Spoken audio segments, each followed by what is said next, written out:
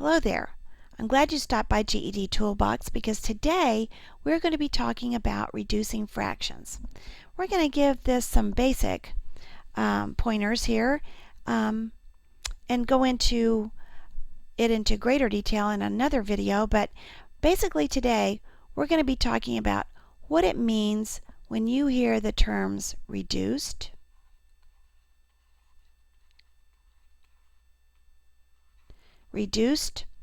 you need to put your fraction in reduced form or maybe lowest terms. Lowest terms or maybe simplest form. Simplest form or in the simplest terms. All of these words mean the same thing in fraction world. They all mean that you need to get your fraction you need to find an equivalent fraction actually with the very smallest numbers possible.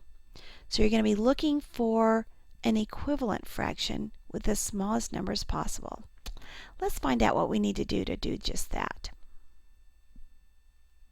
First of all, let's review an important piece of terminology, and that is the word equivalent.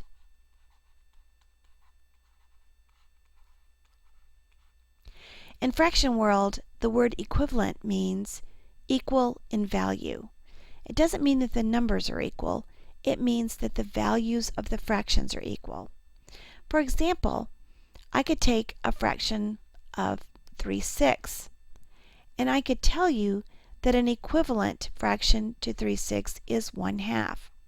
Now you may already know about that, but let's analyze this. Let's really study it.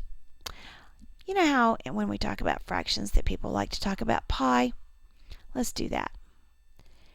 If I made pizza today and I offered you 2 pieces of my pizza pie, it would look something like this, correct? You can look at this picture and you can see that I've given you half of the pizza pie. If I wrote it down, it would look something like this, 2/4. You remember when we talk about fractions that the denominator tells the universe how many pieces my pie is cut into, and the numerator tells the world and the universe how many pieces I'm going to give to you, right? Right. Well, let's look at how we can get this fraction, 2/4, down into 1/2. Because 1/2 just happens to be equivalent to 2/4 as well. So let's take a closer look at this and go through it step by step. Here we've got our 2/4. And I look at that number and I try to decide, is there a number in the world that I can divide evenly into the numerator and the denominator? And I'm going to say yes. There's really only one. I can divide 2 into both the numerator and the denominator. And of course I get 1. 2 divided by 2 is 1. 4 divided by 2 is 2. So that's how I got 1/2. You find a factor. You find a number that is common to both that will evenly divide into both numbers. And that's what you do. And you keep doing it until you can't do it anymore. You can tell that I can't find any number anywhere that will divide into 1 and 2. Those are as low as they go. So I have found the simplest terms for the fraction 2/4. Sometimes you can simply use the smallest number in the fraction. In this one you can see 2/4. That's exactly what we did. But what if we got a fraction that is 9/36? There are lots of numbers I could choose from that would go evenly into both of these numbers. But 9 is perfect. 9 goes into itself 1 time, and it goes into 36 4 times. Guess what, folks? That's as low as that fraction's going to go.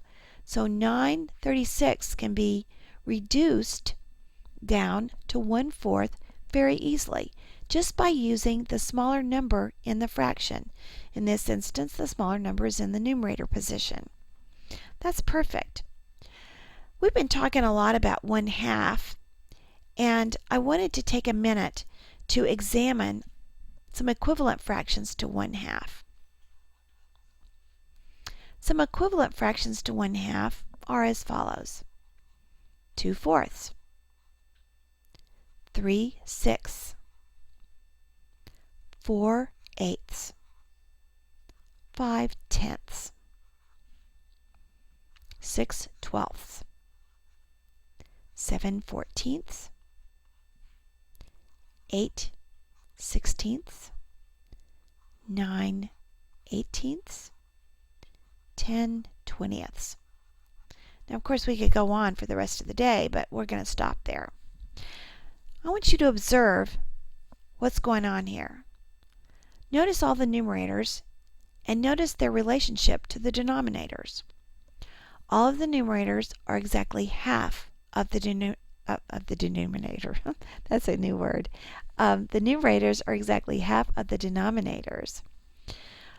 2 is exactly half of 4, 3 is exactly half of 6, 10 is exactly half of 20. And all of these fractions are equivalent to 1/2. So if I have that embedded in my brain already, and I run across 4/8 somewhere in the world, I know that I can reduce it immediately to 1/2. I don't have to do anything clever. I just know it's 1/2.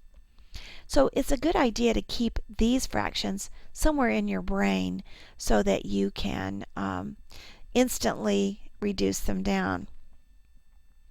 In the end, I think it's important for you to remember that no matter what you reduce your fraction down to, you need to ask yourself if there is any other number anywhere in the universe that can divide evenly into the two numbers, the numerator and the denominator. If you can say no, that there are no more numbers, then you know that you have got your fraction down to its simplest terms, and you've done a great job. That's it to start with. We'll go into reducing fractions a little more later on in another video, but for now, I just want to let you know that I appreciate you stopping by the GED Toolbox, and I hope to see you here again soon as we talk a little bit more about math. Thanks so much for coming.